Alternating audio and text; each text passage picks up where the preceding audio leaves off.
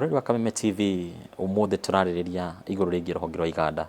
Rũrũ nĩ rũhonge rũrĩa rũkoragwo na ũhoti mũnene mũno wa gũteithĩrĩria Kenya. Rũrĩ na mĩeke ya mawĩra makĩria ya 300,000. Aya nĩ arĩa mandĩkĩtwo iganda-inĩ itiganĩte gũkũ bũrũri-inĩ. Ndĩrenda tũnyitanĩre na ũmwe wa anyitemi aya kuma rũhonge rwa thondeki indo na rũhonge rwa iganda rwa KAM. Ũkwĩnyita ũgeni na ũtũtarĩrie rĩtwa rĩaku na ũrĩa wĩkaga gũkũ, na hihi rũhonge rũrũ rũkoretwo rũgĩka atĩa ihinda-inĩ rĩrĩ rĩa mwaka ũyũ. Kwa marĩtwa njĩtagwo Lawrence Njenga, thĩinĩ wa Kenya Association of Manufacturers. Niĩ nĩ niĩ ndũgamĩrĩire ũhoro wĩgiĩ marketing, ngarũgamĩrĩra ũhoro wĩgiĩ communication na ũhoro wĩgiĩ members thĩinĩ wa the association ya manufacturers. Ũngĩrora tũngĩikia maitho na gathutha tuone mwaka ũyũ ũrĩa ũkoretwo ũhana na rĩngĩ tũ compare na mwaka wa 2024 hamwe na mwaka wa 2023, no tuge sector ĩno ya iganda nĩ koretwo ĩgĩkũra na kiwango gĩa thĩ mũno ũngĩ compare na mwaka wa last year kana mwaka ũrĩa warĩ ho mbere wa 2023. Tondũ ũngĩrora generally growth ya manufacturing kuma mwaka wa 23 yarĩ kĩndũ 7.6%, iyo nĩ gĩcunjĩ kĩa 7.6 harĩ igana, ĩgĩcoka ĩgĩikũrũka nginya 7.3 2024 na rĩu twĩ handũ around 7.2%. Koguo nĩ ronania generally bũrũri ũngĩrora ũtonga wa bũrũri nĩguo GDP nĩ ũkoretwo ũgĩthiĩ na thĩ, na ũngĩ compare nginya na country iria ci neighboring kũrĩ ithuĩ ta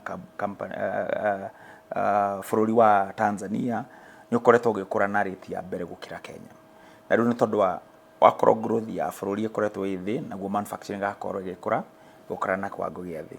Koguo no njuge ndũkoretwo ũgĩkũra na ũrĩa kwagĩrĩire. Of course kũrĩ na maũndũ maigana ona marĩa mara affect ũhoro ũcio, na tũgakorwo tũkĩona ambition iria twarĩ nacio, projection ĩrĩa twekĩte mĩaka ĩrĩ mĩthiru, nĩ tũkoretwo tũgĩthiĩ na thĩ handũ ha tũgĩthiĩ na mbere, na ĩgakorwo concern nene mũno.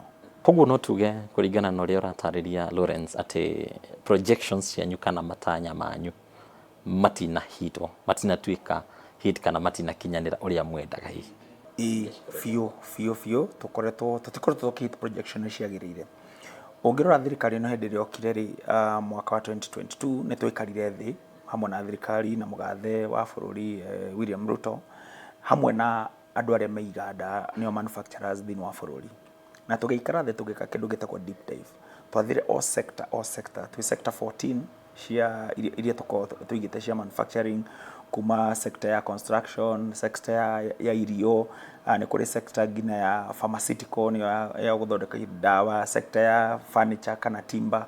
Tũgĩikara thĩ na tũkĩrana atĩrĩrĩ, ta nĩ tũthuthurie tuone korwo no tũhote gũsolve maũndũ marĩa mara affect sector ici rĩ, tũngĩkũra na kiwango kĩigana atĩa. Na rĩu tweka ũguo nĩ tuonire atĩ no tũhote gũkũra nginya kiwango kĩa gĩcunjĩ kĩa 20 harĩ igana by mwaka wa 2030.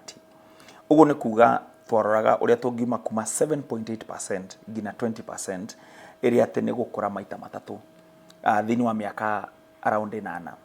Na hĩndĩ ĩrĩa twĩkarire thĩ na mũgathe na thirikari rĩ, na tũkĩ identify maũndũ marĩa mara affect manufacturing na tũkĩ agree nĩ tũkũwork twĩ hamwe. Koguo ũngĩcoka ũrore rĩu kuma 7.8 hĩndĩ ĩrĩa thirikari yaingĩrire, tũkoretwo tũgĩikũrũka na thĩ, tũgĩikũrũka kuma 7.8 tũgĩthiĩ 7.5, rĩu twĩ 7.3, na nĩ twetereire kuona mwaka ũkĩhinga tũgũkorwo tũhana atĩ, na tũtireciria atĩ nĩ tũgũkorwo tuongereire na kiwango kĩnene. Rĩngĩ no ũkorire difference rĩngĩ nĩ ya 0.1% in terms of growth. Koguo gũcokia kĩũria gĩaku nĩguo sector ĩno nĩ ĩkoretwo ĩtegũkũra na ũrĩa kwagĩrĩire. Ti kuga sector ingĩ itirakũra, kwĩ sector irakũra makĩria. Tondũ ũngĩrora sector ya the financial sector, kwĩ sector ya technology nĩ ĩkoretwo ĩgĩkũra na speed nene gũkĩra manufacturing. Na tũkauga atĩ ũngĩrora thĩinĩ wa thĩ yothe gũtirĩ bũrũri ũrĩ wakũra ũtarĩ na gwĩkĩrĩra emphasis ũhoro wa iganda. Ũngĩrora nginya ta mabũrũri marĩa tũkoragwo tũkĩererekera kũ emulate, mabũrũri ta Singapore, ũngĩrora bũrũri ta Turkey. Ta ũngĩrora bũrũri ta Turkey 25% ya ũtonga wao umaga harĩ ũhoro wa iganda. Koguo nĩ kuga atĩ angĩkorwo tũrenda gũkũra twĩ ta bũrũri no mũhaka twĩrutanĩrie nĩgetha tũhote kuona ũrĩa tũngĩhota gũcokia growth ĩno twarĩ nayo harĩa yagĩrĩire nĩgetha ĩhote gũkinya aspiration iria twĩ nacio twĩ ta bũrũri. Ũkiuga ũguo ngaririkana twĩ thabarĩ-inĩ ya Singapore ũrĩa mũtongoria wa bũrũri agĩkoretwo akiuga. Hihi na mathabu maya na harĩa tũkĩrĩ ũmũthĩ thabarĩ ĩno ũkuga atĩa tũkinyĩte nĩ gũkinyanĩra hihi? No njuge no ĩkorwo ĩ nditũ mũno tondũ tondũ ndauga ona bũrũri wa Singapore ũngĩrora kĩrĩa gĩatũmire ũkũre, one nĩ ũgũkorwo atĩ nĩ mekĩrĩire hinya harĩ ũhoro wa gũkũria iganda ciao, tondũ iganda nĩcio ikũragia mawĩra, iganda nĩcio ikũragia ũtonga wa bũrũri, iganda nĩcio igũcoka ikũrie nginya magoti marĩa thirikari yagĩrĩirwo nĩ gũkorwo ĩkĩoya. Koguo angĩkorwo tũrenda kũrongereria ũrĩa Singapore ĩkoretwo ĩkũrĩte na tũrenda gũbuata ũrĩa mekire, no mũhaka twĩcirie ũrĩa tũngĩhota boost ũhoro wa iganda nĩgetha ũhote gũgĩkũra, na nĩ kĩndũ tũkoretwo tũkĩaranĩria na thirikari, nĩ tũcemanagia na mũnene wa bũrũri every quarter na tũgakĩmwĩra ũũ nĩguo twagĩrĩirwo nĩ gwĩka twĩ ta bũrũri, tondũ twaga gwĩka ũguo no tũrĩũka gũcaba harĩ thabarĩ-inĩ ĩno. Nĩ ndĩramenya ũngĩona projections citagũtuĩka hit, thĩna mũnene nĩ maũndũ matiganĩte marĩa matakinyanĩirio ũrĩa mwendaga kana challenges. Nĩ mathĩna marĩkũ ũngĩtara ũmwe merĩ matatũ makoretwo marĩ manene mũno thĩinĩ wa rũhonge rwa iganda? No njuge ũngĩrora harĩ mathĩna marĩa iganda ikoretwo igĩface, wa mbere nĩ kĩndũ twĩtaga unpredictable taxation policy. Atĩ ũgakorwo atĩ ũkĩiga kĩganda gĩaku kana ũkĩrun kĩganda gĩaku nĩ wagĩrĩirwo nĩ kũmenya thĩinĩ wa mĩaka 5 ĩrĩa wĩho rĩ kana wĩna strategy ya mĩaka 5 rĩ magoti megũkorwo mahana atĩa. Na ũngĩrora mĩaka ĩyo ĩhĩtũkĩte ona 3 gũtirĩ mwaka o mwaka gũtakoragwo na kĩndũ gĩtagwo finance bill, na ũgakora finance bill nĩ ĩkoretwo ĩkĩongerera magoti na magoti mati consistency o mwaka.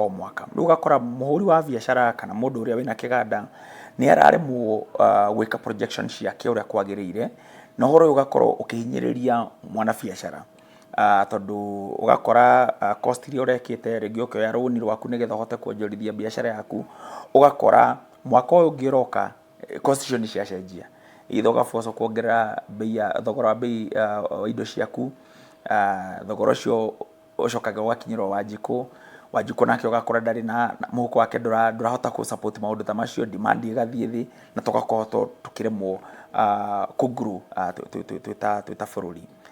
Wa kerĩ nĩ ũhoro wĩgiĩ thitima.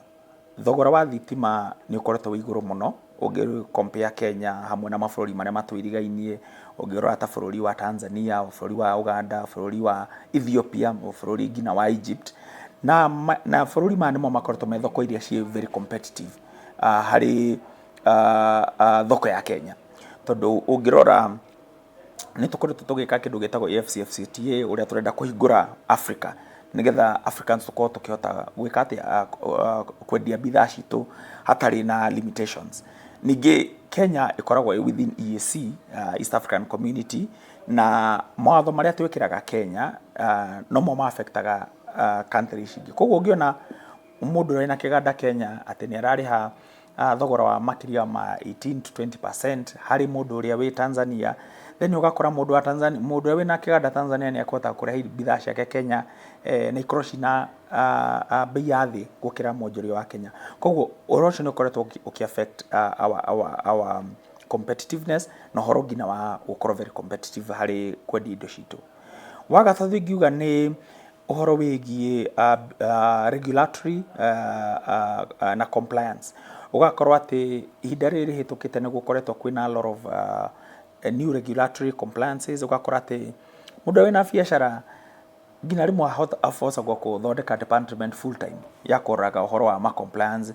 Wĩna kanjũ ĩragũbuata ũmũthĩ, wĩna municipal ĩragũbuata na levy hana ona, wĩikarĩte ũguo kidogo ũkerwo kwĩna NEMA nayo nĩ ĩrenda maũndũ maigana na ĩgiĩ ũhoro wa waste management. Thaa ici hena standard levy nĩ ĩrongereirwo harĩ mwana biacara. Rĩu ũgakora maũndũ maya maratinda makĩongerereka, rĩmwe nĩ double taxation, tondũ nĩ ũgũkora he agency ya thirikari irarĩhia igoti rĩhana onda na ĩngĩ rĩhana oroho na ũhoro ũgakorwo ũkĩlimit mwanabiacara kana mũndũ wa iganda thĩinĩ wa Kenya.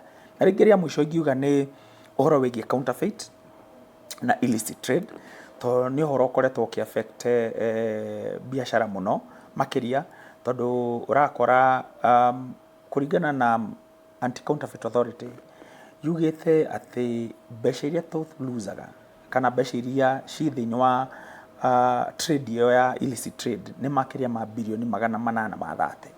No ũkona ĩyo nĩ biacara ĩho nene mũno na nĩ biacara ithiĩte ona mbere gũtherema na ĩgakĩ-affect growth ya sector ĩno itũ ya iganda. Mwaka thutha wa ũrĩa ũngĩ niĩ nĩ ngoretwo mũtaratara-inĩ wa gũthondeka finance bill mũndũ amĩiguaga ũkaigua magoti merũ. Nĩ muonaga ta thirikari ĩramũthikĩrĩria, tondũ ndanakorwo ho mũgĩtarĩria maũndũ maya mothe mwĩta arũgamĩrĩri a rũhonge rwa KEM kana arũgamĩrĩri aya nĩ iganda, na mũgatarĩria rĩmwe mũkaigua rĩmwe mũkaga kũigua. Kũringana na inyuĩ thirikari nĩ mũheaga gũtũ, nĩ mũthikagĩrĩria? No tuge yes and no. Yes and no, tondũ no wega gũkiuga maũndũ marĩa rĩmwe nĩ tũremagwo kuga maũndũ marĩa mega mekĩtĩkĩte nĩ thirikari, no na rĩmwe tũga-focus mũno na maũndũ marĩa marĩ moru. No nĩ wega kuga atĩ nĩ tũkoretwo tũkĩona thirikari ĩgĩthiĩ na mbere gũtũthikĩrĩria. Nĩ hakoretwo na improvement, of course tũtingĩ-compare ũrĩa twanjirie, na tũgakorwo na more engagements na thirikari nĩgetha mahote ku-understand harĩa tũrĩ. Ningĩ nĩ tũkoretwo tũgĩtũmĩra kĩndũ gĩtagwo data analytics, ũgakorwo atĩ nĩ tũrahota nginya kũrora mĩaka ĩyo 5 ĩthirĩte sector ĩno ĩkoretwo ĩkĩ-affectwo gĩthemba kĩhana atĩa nĩ tondũ wa taxation fulani, na tũkahota gũ-predict atĩ ũngĩcenjia kana wongerere igoti handũ fulani, ũũ nĩguo tũgũkorwo affected in terms of raise revenue ya thirikari na ũhoro ningĩ ona wa growth ya iganda. Koguo no njuge nĩ tũiguagwo na rĩmwe ũgakora maũndũ maitũ matinaiguĩkana, tondũ ta rĩmwe nĩ ũgũkora he sector ĩmwe rĩngĩ thirikari na ĩtanatũigua, na rĩngĩ mwaka ũgĩthira ũgakora nĩ twatuĩka affected. Ta rĩu ũngĩrora mwaka ũcio ũrathirire thirikari nĩ yongereire igoti ĩtagwo Export Investment Promotion Levy ya gĩcunjĩ kĩa 17 harĩ 0.5 harĩ igana harĩ sector ya construction, harĩ ũhoro wa cement production, harĩ ũhoro wa steel production. Na ũgakora intention ya thirikari yes yarĩ kũgeria kuona kana no tũkorwo tũgĩkũria indo icio gũkũ thĩinĩ, no ũgakora atĩ he indo ciĩtagwo raw material kana intermediate product tũtarĩ nacio bũrũri, na no mũhaka tũkĩhote kũrora mabũrũri ma nja nĩgetha tũkĩhote gũthondeka bidhaa ici, harĩ bidhaa ta mĩcumarĩ, ũngĩrora cuma ici tũgĩtũmagĩra cia gwaka hamwe nginya na thimiti. Na rĩu na tũkĩra thirikari ũhoro nĩ ũkũ-affect sector ĩno, na mwaka ũgĩthira thirikari nĩ yahotire kuona sector ya construction handũ wa gũkũra nĩ gũcoka yacokire na thutha. Na rĩu kuma hau tũgĩikara thĩ na president tũkĩmwaranĩria na akiuga nĩ egũgĩcenjia maũndũ macio, na tũgĩetereire tũkĩona kana thirikari nĩ ĩgũgĩka maũndũ macio ma gũcenjia. Ngwĩciria harĩ mwaka ũyũ no twĩtĩkanĩrie atĩ nĩ kũrĩ makambuni maumĩte bũrũri wa Kenya magathiĩ mabũrũri marĩa tũrigainie ta Tanzania mũno. Ũcio nĩguo bũrũri ũrĩa ũkoretwo ũgĩkĩrĩrwo mũno. Gĩtũmi kĩa maũndũ maya kũhanĩka ũngiuga nĩkĩ hihi? Nĩkĩ kĩngĩtũma bũrũri kana kambuni yume Kenya ĩthiĩ ĩgakorwo kũndũ kũngĩ kana ĩke-establish bũrũri-inĩ ũngĩ tũrigainie? Kwĩ kambuni cigana ona cicenjetie operations ciao kuma Kenya, na nguga mũno ũngĩrora ta rĩu ũrĩa ndaiga ũhoro wa gũthondeka AfCFTA, COMESA, twĩ thĩinĩ wa COMESA, twĩ thĩinĩ wa EAC, ũgakora atĩ magoti marĩa tũkoragwo namo mara-affect mabũrũri marĩa mothe me within region ici.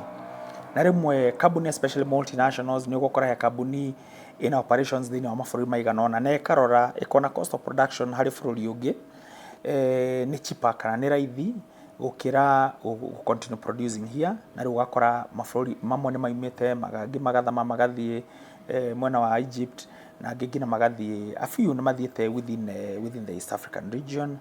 Na mostly nĩ ũhoro wa cost, ũguo ndaiga ũhoro wa taxation, ũhoro wa cost ya energy kana cost ya thitima, na ũhoro wĩgiĩ illicit trade kana illicit trade, na ũhoro wĩgiĩ compliance na double taxation within thĩinĩ wa bũrũri. SEZ kana special economic zones nĩ ndĩramenya nĩ ũndũ ũkoretwo ũgĩkĩrĩrwo mũno, na president mahinda maingĩ nĩ acigwetaga no kũringana nawe nĩ ihotete gũkinyanĩria maũndũ marĩa matanya gũikinyanĩria, na bata wa SEZ nĩ ũrĩkũ harĩ Mũkenya ũrenda kũingĩra harĩ gũthondeka indo kana rũhonge rwa iganda? SEZ nĩ mũbango warĩ wa thirikari, mũbango mwega ũrĩ mostly special economic zone. Nĩ handũ thirikari ĩthondekete ũndũ mũndũ ũrenda kũruta biacara kana mũndũ wĩna iganda no a plug in na ahote ũgĩthondeka indo ciake na akĩhote mũno ku export, na thirikari ĩkaheana incentive cigana ũna, kĩndũ gĩtagwo tax holiday, ũgakora atĩ corporate tax ĩrĩa ũrĩhaga ĩ thĩ gũkĩra mũndũ ũronjorithia gũkũ nja, na mostly ikoragwo cia gũteithĩrĩria mũno kũrora export, nĩgetha tũhote gũteithia iganda citũ cihote ku export, na ti ũndũ wanjio na Kenya ĩika, nĩ ũndũ ũgeretio nĩ mabũrũri mangĩ, ona Singapore tũraigua nĩ ĩkoretwo ĩgĩka ũhoro ũcio wega mũno, Dubai kana United Arab Emirates nĩ ĩkoretwo ĩgĩka maũndũ macio wega mũno, na mostly nĩ ĩteithagia mũno nginya ũhoro wa gũkũria mawĩra thĩinĩ wa bũrũri, na koguo nĩ idea njega mũno. No tũkona atĩ bado uptake yao ndĩkoretwo ĩ njega mũno thĩinĩ wa bũrũri, mostly nĩ tondũ investor arĩa magĩrĩirwo gũkorwo makĩinvest either matirĩ na information ĩrĩa yagĩrĩire, koguo thirikari ndĩra communicate benefit kana incentive ici kũrĩ andũ arĩa mekwenda kuinvest, koguo hau nĩ ka gap kamwe karĩa tũraface. Ningĩ ũgakora special economic zone ici rĩ itirĩ na infrastructure developetwo wega, yani ũgakora he iria mabara matirĩ marakwo, no mabara matirĩ marĩkio, access ya maĩ, kũrĩ ona issues ya access ya thitima, mũno reliability ya thitima, tondũ nĩ ũkũiga kĩganda handũ na ũgakora thitima ndĩrĩ reliable na ĩka affect ũhoro wĩgiĩ production. Koguo maya nĩ maũndũ marĩa makoretwo mũno mena limitation mũno, nĩ infrastructure na lack of information, atĩ akorwo nĩ ũrenda kũiga kĩganda SEZ ndũrĩ very clear na ũrĩa kwagĩrĩire. Then the last thing nĩ bureaucracy cia thirikari. Ũgakora angĩkorwo nĩ ũkwenda kũiga kĩganda harĩ special economic zone, process ya kũgĩa approvals nĩ ĩgakorwo ĩ ndaihu mũno, na tũkoretwo tũkĩra thirikari through Kenya Investment Authority nĩ wega kono mathondeke one stop shop, atĩ angĩkorwo nĩ ũkwenda gũthiĩ kuinvest handũ ndũranidi gũtinda ũkiuma haha ũthiĩ kwĩnema ũcoke ũthiĩ KEBS ũthiĩ kũ, kono ũkorwo na desk ĩmwe atĩ waingĩra maũndũ mothe ona megiĩ permit na andũ mothe magacotwo handũ hamwe, nĩ mekũhota gũteithia uptake ya iganda harĩ SEZ, tondũ ũguo nĩguo mabũrũri marĩa mangĩ mekaga, ũthiaga handũ hamwe maũndũ mothe KRA me hau, ũgakora KEBS me hau, ũgakora NEMA ĩ hau, nginya kanjũ ĩrĩ o hau, na ũhoro ũcio ũgakorwo wĩ raithi mũno harĩ gũkũria sector ĩyo. Nĩ tũingĩre thoko-inĩ, tondũ thoko ya kĩmabũrũri makĩria nja ya bũrũri nĩ ndĩramenya nĩwe ĩkoretwo ĩkĩhũthĩka mũno nĩ athondeki a indo kwĩmathĩra umithio. Wa mbere tũhutie thoko ya AGOA. Thoko ĩno nĩ ĩrĩa mabũrũri ma Afrika mahetwo mweke wa kwendia indo ciao bũrũri-inĩ wa Amerika. Tũkinyĩte ha thutha wa hihi gũkĩrũgama nĩ tuonete mweneni ga hihi thoko ĩno kũhingũrwo, na onagia nginyagia thoko ici ingĩ cia ta EU kana thoko iria ingĩ cikaire atĩa, tũrũgamĩire ha? So AGOA ni Africa Growth Opportunity Act, ni thoko twahingũrirwo nĩ bũrũri wa Amerika, na tũkĩheo mĩaka 10 tũkũhota ku export indo kũrĩ Amerika tũtekũrĩha igoti, koguo ĩgakorwo nĩ raithi mũno ku export indo kũu. 70% ĩkoragwo ĩ nguo mũno, ũgakora atĩ nguo ici na ici cokaga gũkũ ci mũtumba mostly cikoragwo ithondekeirwo haha, na ĩgakorwo ĩteithĩtie mũno ũkũria wa mawĩra thĩinĩ wa Kenya, tondũ ũngĩrora ta rĩu AGOA alone nĩ hotete kũheana mawĩra makĩria ma andũ 100,000, koguo nĩ mawĩra maingĩ mũno. Now AGOA nĩ yatuĩkire lapsed September mwaka ũyũ, na tũrehokaga atĩ bũrũri wa America nĩ ũkũrenew, no ũrĩa mũkoretwo mũkĩona policies cia America na mũtongoria wa bũrũri wao Donald Trump, nĩ akoretwo kwĩna a shift of policy harĩa Mũamerika araiga ndegũcoka kũheana mathoko mao free, ũrĩa nĩgetha onao mahote ku access thoko cianyu. Koguo gũgĩkorwo atĩ ndĩna renewal no nĩ gũkoretwo na engagements ciganona citongoretio nĩ thirikari amwe tũnyitanĩte nao ũhoro wa kwarĩria Mũamerika nĩgetha ahote ku extend AGOA. Na nĩ tũĩ nginya recently hĩndĩ ĩrĩa mũnene wa bũrũri ararĩ Amerika nĩ arahutĩrĩria ũhoro ũcio, ũgakorwo atĩ twĩna aspiration na tũkonio indications atĩ Mũamerika ahota ku extend AGOA further for rĩngĩ mwaka ũmwe kana mĩaka ĩrĩ. Na ningĩ ona tũgĩetagĩrĩra ũhoro ũcio thirikari nĩ ĩkoretwo ĩgĩpursue ũrĩa tũngĩkorwo na agreement ya Mũamerika na Kenya, o tũrĩa tũkoragwo na trade pacts ingĩ ta EU na Africa na Kenya kana UK na Kenya, ũrĩa tũngĩhota tũtekũ depend ũhoro wĩgiĩ AGOA. Ĩngĩaga kũrinio nĩ ũhoro ũngĩkorwo ũtũremereire mũno, tondũ competitiveness ya mũndũ ũrĩa export nguo ciake kuma nginya America nĩ gũkorwo akĩ-affect nĩ mabũrũri marĩa mangĩ, tondũ igoti rĩongererwo then thogora nĩ gũthiĩ na igũrũ, na ningĩ nĩ ũndũ twĩ wahota ku-affect nginya mawĩra marĩa twĩnamo. Koguo nĩ ũndũ tũrahoya na tũgerĩgĩrĩra atĩ nĩ ũkũhota kũriniwo. No na tũkĩroraga ũguo nĩ tũkoretwo tũgĩcirwa mathoko marĩa mangĩ ku diversify, tondũ ningĩ ndũikagia matumbĩ mothe gĩkabũ kĩmwe, koguo no makorwo ũrĩa ũngĩhota ku diversify. Na nĩ tũkoretwo twĩta thirikari ya Kenya ĩga-sign trade agreements na mabũrũri marĩa mangĩ. Twĩna trade agreement ya ku-export European Union market, twĩna trade agreement ya ku-export bũrũri wa United Kingdom, twĩna trade pact ya ku-export bũrũri wa United Arab Emirates, twĩna COMESA, twĩna Africa Free Continental Growth. Rĩu ũngĩrora market ĩno yothe nĩ kuga mũndũ ũrĩa wĩna kĩganda Kenya no ahote ku-access 50% ya thoko ciothe thĩinĩ wa thĩ.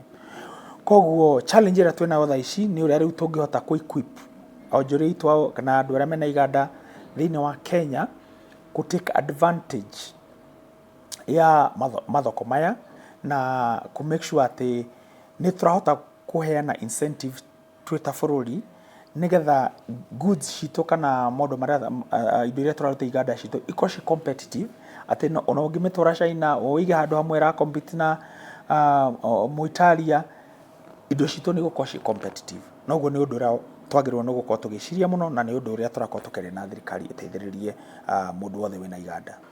Thengio mũno, ngwĩciria nĩ watarĩria maũndũ maingĩ marĩa ngwendete ũtarĩrie, na ciũria nĩ wacicokia nyingĩ ciacio. Ona thĩinĩ wa ciũria ingĩ kiugo gĩaku kĩa mũthia na matanya ma athondeki a indo na ene iganda harĩ mwaka ũrĩa twerekeire wa 2026 nĩ kĩrĩkũ hihi? Ngwĩciria no tũrarĩmĩ twĩna mwĩhoko, tondũ mwĩhoko nĩguo tũtũragia atĩ thirikari nĩ ĩgũthiĩ na mbere gũtũigua. Nĩ tũkoretwo twĩna engagement cigana na thirikari, tũgakorwo na cabinet secretary ũrahota ku-engage na ithuĩ, nĩwe Honorable Lee Kinyanjui, arĩwe CS wa Ministry of Industry, Trade and Investment, na tũgakorwo tũkĩona some progress twĩta andũ arĩa mena iganda, na tũkehoka atĩ discussion ĩrĩa twĩnacio nĩ tũkuona some changes as we move on forward, tondũ thirikari ĩna aspirations cia kuongerera igoti nĩgetha ĩhote kũrĩha mathukuru, ĩhote kũrĩha arimũ, na ĩhote gwĩka maũndũ marĩa gwaka mabarabara marĩa mothe. No na ithuĩ twĩna responsibility ya gũ-support iganda nĩgetha tũhote ku-increase stake ĩyo. Ningĩ tũgacoka tũkaiga ng'ombe ĩrĩa ndũngĩtũra ũkamaga ng'ombe ĩrĩa ĩmwe, nĩ wega ũgakĩhota ku-diversify nginya ũhoro wĩgiĩ gwetha magoti, na tũka-hope atĩ sector ĩno ya iganda nĩ ĩkũhota kũheo focus ĩrĩa yagĩrĩire nĩ thirikari.